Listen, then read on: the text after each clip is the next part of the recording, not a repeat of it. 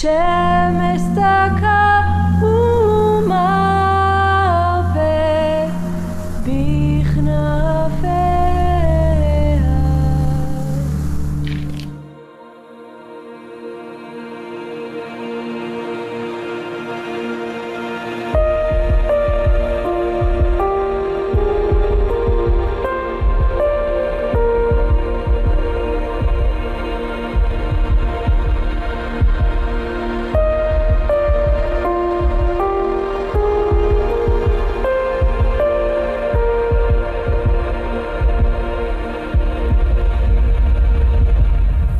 In the days of the judging of the judges, and we remind ourselves, I'd actually like to really encourage you to read the whole book of the Judges and see how we're looking into a society that deteriorates into a situation that we have really difficulties to read that to each other, to tell it to each other, what actually happens there. It's very, very hard, very harsh to even listen to it, to read it, to imagine what happens and what's going on. So the Lord reacted by judging the judges, and therefore was a famine in the land. And a man from Bethlehem in Judah went to live as a migrant for a limited time. That's what the word there includes or suggests. So a man from Bethlehem in Judah went to live as a migrant in the fields of Moab. He, himself, his wife, and his 2 sons. And the name of the man was Elimelech, his wife's name was Naomi, and the names of his 2 sons were Machlon and Kilion. And they were Ephratites from Bethlehem in Judah. Now if the Hebrew text says Vayelech ish, and there was a man who went, at once they say it was one of the great ones, one of the important ones, or a rich personality, the one who nourished his generation. And he went away from Bethlehem, Yehudah.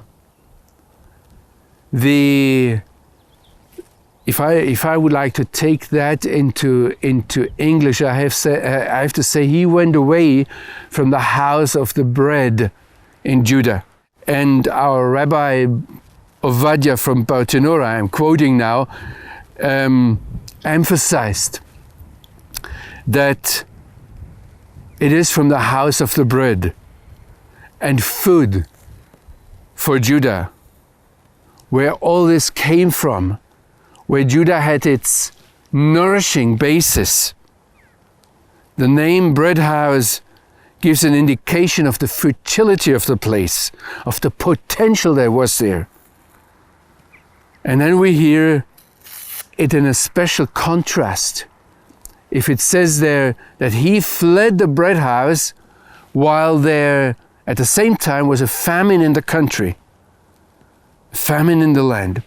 Now we have to remind ourselves that in the book of Judges, in the first chapter, it already says that Judah shall arise. Judah, let's take up responsibility.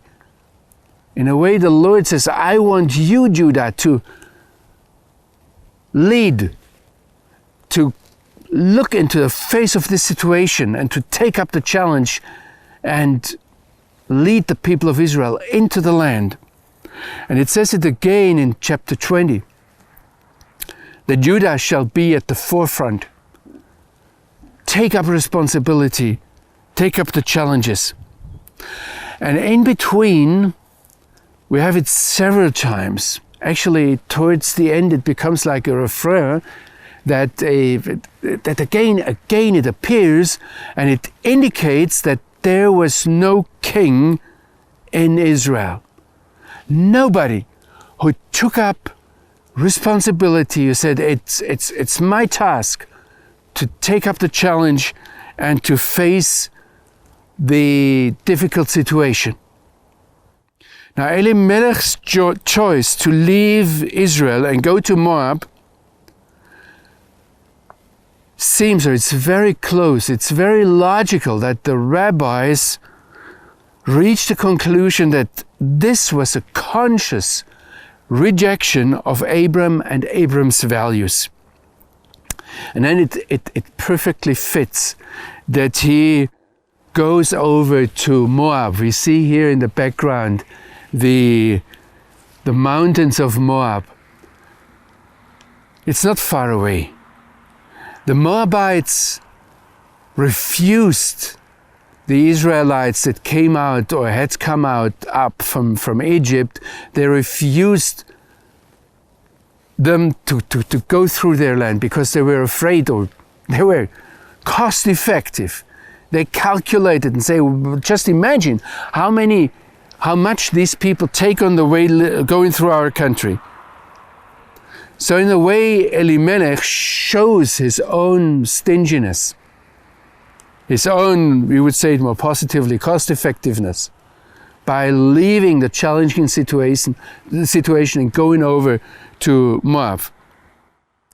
And then it says here at the end of the passage we read, Ephratim mi Beit Lechem Yehuda. It repeats this Beit Lechem, this house of the bread in Judah, but it even underlines that they were Ephratim.